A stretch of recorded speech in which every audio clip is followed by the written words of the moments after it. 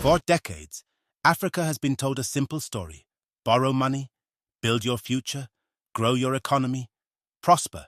But today, that story is beginning to crack. Because right now, across the continent, African nations are facing a staggering reality. More than $90 billion in debt repayments are coming due. And the question is no longer just about money. It's about control. It's about sovereignty. And it's about who really decides Africa's future. Before we go deeper, take a second to like this video, so more people can hear Africa's story told from our perspective, because this conversation matters, not just for governments, but for every African. To understand what is happening today, we have to go back. Over the past 2 decades, many African countries turned to borrowing as a tool for development. Roads were built, railways expanded, cities grew, infrastructure projects began to reshape the continent. From Kenya's standard gauge railway, to Ghana's energy investments, to Zambia's mining expansion, borrowing was seen as a bridge to progress. And for a time, it worked. Growth rates were rising. Foreign investors were paying attention. Africa was being described as the next economic frontier. But beneath that progress, something else was building quietly. Debt, and not just small amounts. Large-scale, multi-billion-dollar obligations owed to a mix of lenders, international financial institutions, private investors, and foreign governments. Then the world changed. The COVID-19 pandemic hit global economies hard. Trade slowed, tourism collapsed, revenues dropped. At the same time, governments had to spend more to support their people.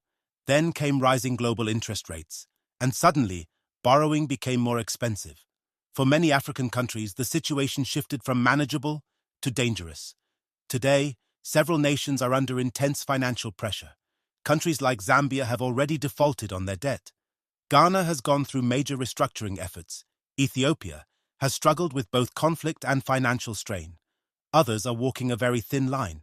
And now, with tens of billions of dollars in repayments due, governments are being forced to make difficult choices. Do you pay your debts, or do you invest in your people? Because in many cases, doing both has become nearly impossible. And this is where the story becomes more complex. Because Africa's debt is not just about numbers on a balance sheet. It's about the system. A global financial system where African countries often borrow at higher interest rates than developed nations. A system where credit ratings can determine how expensive it is for a country to access funding. A system where external shocks, like wars, pandemics, or global inflation, can quickly destabilize economies that had little role in creating those crises. And yet, the consequences are felt here. In African homes, in African cities, in African futures. For ordinary people, debt is not an abstract concept. It shows up in rising prices, in reduced public services, in delayed infrastructure, in fewer opportunities, and sometimes in lost hope. But there is another side to this story. Because Africa is not just a victim of global economics. Africa is also making choices. Some governments borrowed heavily without strong long-term repayment strategies. Some projects failed to generate expected returns. Some funds were mismanaged. These are realities that cannot be ignored. Because accountability matters, and development must be sustainable. But even with those challenges, the bigger question remains. Is the system fair? Because when a continent rich in resources, talent, and potential finds itself under such financial pressure, it forces us to ask deeper questions. Why does Africa, with some of the world's fastest growing populations and vast natural wealth, still struggle with financial vulnerability? Why are African economies so exposed to global shifts, and who benefits from this structure? Right now, negotiations are happening behind closed doors. Governments are sitting across the table from lenders. Restructuring We must deals deepen are our being economic discussed. ties. Agreed. Repayment Investment must be timelines are reciprocal. being adjusted. Infrastructure is key for Conditions are being partnerships, set. a new era. And those conditions matter because they often shape national policy. They influence spending decisions. They affect everything from education to healthcare to infrastructure. In some cases, they determine what a country can or cannot prioritize. This is where debt becomes more than financial. It becomes political. It becomes strategic. It becomes a question of independence. And this is the turning point. Because Africa today is at a crossroads. On one side, there is the risk of falling deeper into a cycle of borrowing and repayment, where progress is constantly slowed by financial obligations. On the other side, there is an opportunity to rethink how development is financed, an opportunity to strengthen regional cooperation, an opportunity to build systems that are more resilient, more independent, and more aligned with African priorities. We are already seeing signs of this shift. Conversations around intra-African trade are growing. The African Continental Free Trade Area is creating new possibilities. Local industries are beginning to expand. Digital economies are rising. And across the continent, there is a growing awareness that Africa must not only participate in the global economy, but shape its own path within it. Because the truth is this: Africa's future cannot depend entirely on external financing. It must be built from within.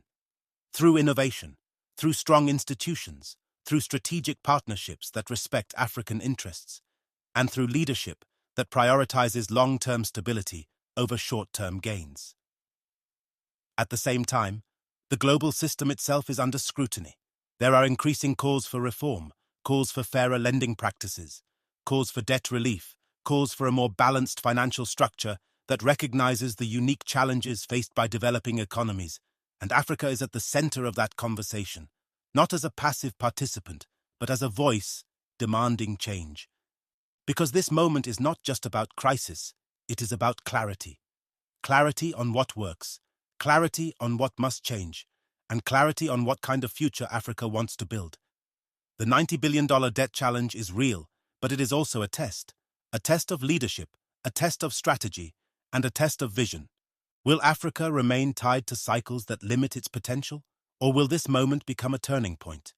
A moment where the continent redefines its relationship with global finance. A moment where new models emerge. A moment where Africa steps forward, not just as a borrower, but as a builder. Because beyond the numbers, beyond the negotiations, beyond the headlines, this is about something bigger. It is about control. It is about dignity. It is about the right of a continent to shape its own destiny. And as the world watches, Africa is not standing still. It is thinking. It is adapting. It is evolving. The road ahead will not be easy, but it is not impossible, because Africa has faced greater challenges before, and each time it has found a way forward. The question now is not whether Africa will overcome this moment. The question is how, and what kind of future will emerge from it. If this story made you think, take a moment to like the video so more people can see Africa's journey from our own perspective. And if you want more deep, powerful stories about Africa's rise, subscribe to Voice of Africa. Because Africa's story is still being written, and this time it will be written on Africa's terms.